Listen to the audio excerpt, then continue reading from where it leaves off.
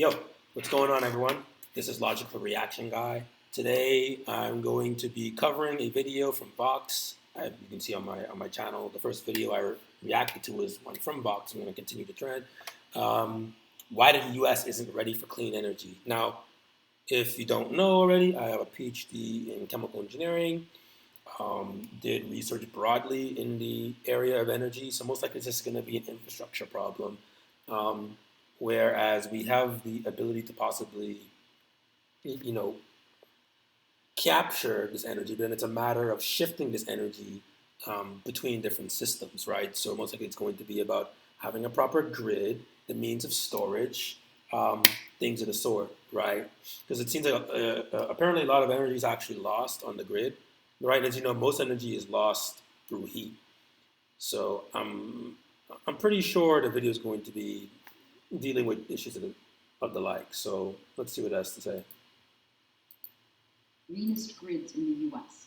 Two-thirds of their electricity comes from renewable energy sources, like solar, wind, or hydroelectric plants. The current goal is to be at 75% by 2032. Honestly, shout out to Vermont. I didn't know that they were this proactive with converting their energy sources. That's pretty good. I'd like to see what, maybe New York and California current renewable energy usage is at. Which is why it was pretty surprising when a new solar project here was denied. This area doesn't have a lot of people, but it does have plenty of potential for renewable energy. The power plants here, in addition to a regular power supply from Canada, already put about 450 megawatts of electricity onto the grid. And by grid, I mean these power lines. But the grid's capacity is around 450 megawatts. So the grid just wouldn't be able to handle any more power generated here.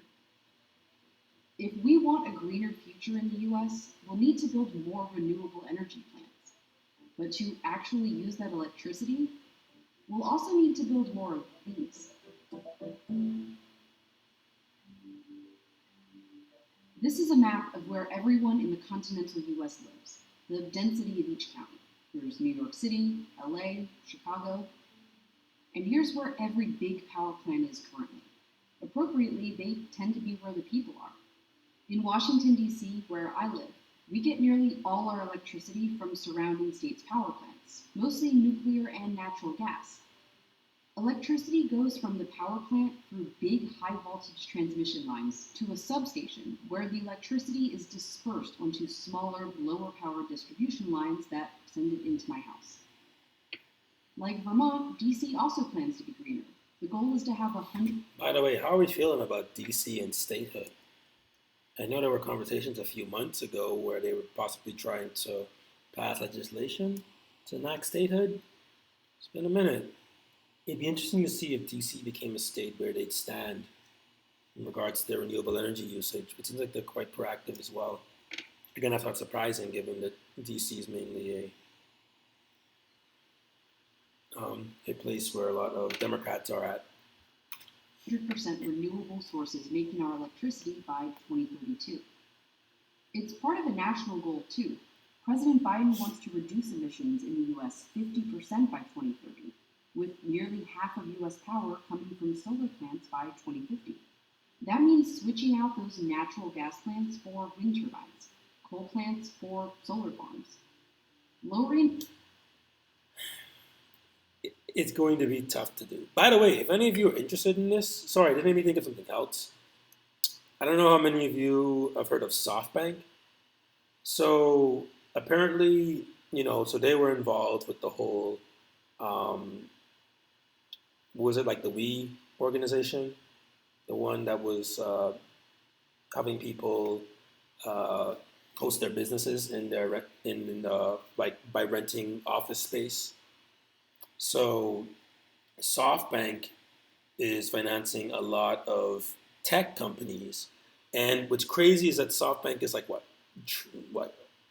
near $1 trillion of investment money, right? And it's a lot of princes, in Saudi Arabia, Qatar, UAE, that have been pumping money into into SoftBank to look for new investments because they're trying to divest from fossil fuels. Really interesting stuff, right? You can see how, the economics are playing, a part in this. Because it seems like even, those that were heavily involved in, fossil fuel extraction, uh, oil refining are now starting to get out of the business. So it's very likely that these shifts are going to occur, right? And even states like New York and California have already stated that they will ban the sale of non-electric cars in the 2030s. So some things to look out for. Emissions also means switching from gas cars to electric cars, heating our buildings not with natural gas but with electric heat pumps, cooking on electric stoves. Basically, we're going to be using a lot more electricity, anywhere from 40 to 100% more than we currently use. So back to the math. If we're going to replace all these polluting energy plants, we can't just build a wind turbine in their place. They need to be where it's, windy. This is a model created by Princeton, mapping out possible places in the continental US where wind and solar projects could, in theory, be built. Aside from some offshore wind farms, it's mostly in the middle of the US. Another study found that these states have most of the wind and solar potential, yet the people living there would only make up. That's interesting because I'm actually not sure why. Maybe it's a synergistic effect where you want to have wind and solar panels or systems in the same location. So I would expect that the lower you are in the U.S., the more solar potential you could get. But I don't know. 30% of the electricity demand. In a decarbonized future, we're going to need to get electricity from here to here. And we're going to move a lot of it. Interesting, because isn't this the same thing as like food production? A lot of our food comes from the Midwest and comes from the middle U.S., right? Produced extremely cheaply and then sent out to the population centers, which are, towards the east and west coast of the U.S. Seems like we're developing a pattern. That's where high voltage transmission lines come in. I think the infrastructure is the most important thing. It doesn't get a lot of attention, but it really is the key. Again, I mentioned this, right? Infrastructure will be extremely important in trying to convert, because that's what the Green New Deal is about. Well, the Green New Deal isn't exactly, it's not necessarily legislation. It's just kind of like a promise. That's my understanding of propositions like the Green New Deal in Congress. It's to like it's to say that like there's massive political interest in wanting to shift it, but even that can't pass the House and the Senate. So I don't know. Maybe it's going to take a rude awakening. I always have said that it's not going to be until we reach that critical point where people are really going to start taking the situation seriously. This is where the U.S. currently has high voltage climate change, that is. The Princeton model shows us this is where new lines will need to be built if the U.S. uses all renewable energy by 2050. But it's not a simple process. Every wire in your house has plastic over it because if two electrical lines get too close. But high voltage power lines are the bare active wire, no plastic. They're insulated by the air. Basically, if they're kept far enough apart from each other, it's safe. But they also have to be kept far away from everything, trees included. This is actually how some of the California wildfires were started. Trees coming in contact with the super big high voltage transmission lines. And those are what we'll need more of as we lengthen the distance from energy sources. Interesting. So, I'm not an electrical engineer, but I actually didn't know that those high voltage transmission lines aren't insulated. And that certainly would explain part of the reason why many of the wildfires started on the West Coast. Interesting fact, I didn't know on the West Coast, particularly where I'm at, you're not allowed to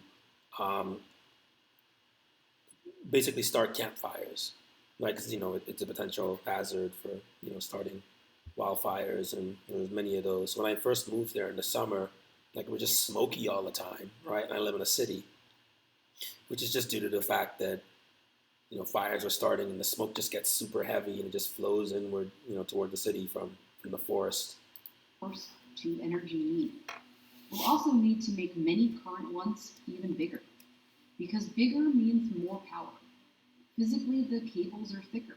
The bigger the cable, the more power can run through them.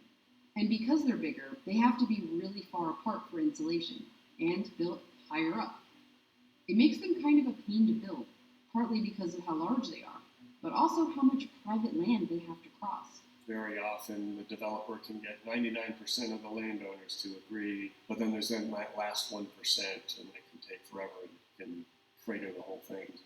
So experts say we should start building now, even before we build the plants. You can do a generation project in a year. The transmission 3 if you're lucky, but it can go over 10. So now you're clearly seeing, right? So just based on it, you can clearly see that the bottleneck here is the transmission. So interesting, the transmission is more important. But again, there are other researchers that argue that, well, if we build better grids in general, we can transfer energy that then wouldn't be wasted.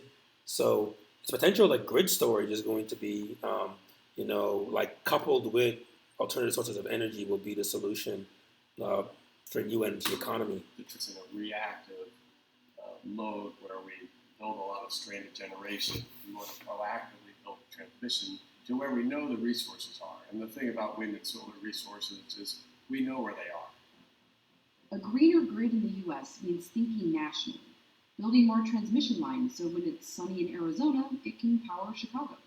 And at night, Illinois wind can power Phoenix. To do that efficiently, the US will need a new interconnected high voltage. This is exactly what I was talking about, right? If you build better grids, then you won't have to waste energy, right? So when energy's on the up, somewhere where it's sunny during the day, you can transfer that to places that have a deficit in energy. Princeton found it would take nearly $320 billion in investments in the next 10 years, almost as much as investments in solar and wind plants themselves. Congress is working on an infrastructure bill that contains some funding, but really only a fraction of what's needed. I'm optimistic about our ability to do it because we have done it before. I am nervous about the execution between legislation, regulation, and industry follow-through. The US is currently on track to have 42% of our energy come from renewables by 2050. If current proposals turn into real policy, we could be closer to 80%. But just making greener electricity isn't enough. We have to be able to move it. Transmission is important for the clean energy future. We're just not going to decarbonize without it. Okay, a nice little view through of, what are some of the issues with, clean energy. I mean, like certainly there are others, right? Building a transition is one thing, but again, you have to actually be able to convert that energy.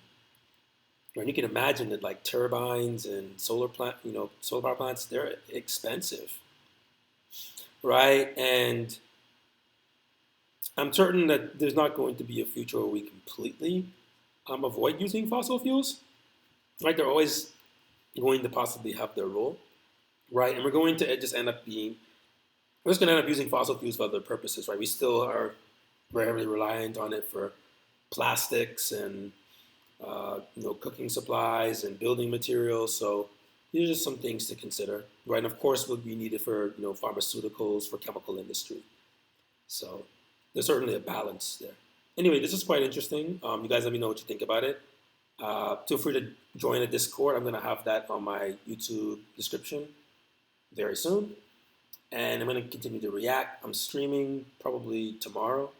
So you'll probably see me there. I'm mostly going to be streaming every day from 8 to 10 Eastern. So feel free to hit me up there. We can have a discussion. We can react to things. I can show you some of the projects that I've worked on in the past. Okay, awesome. So until then, I'm logging out. This is LRJ.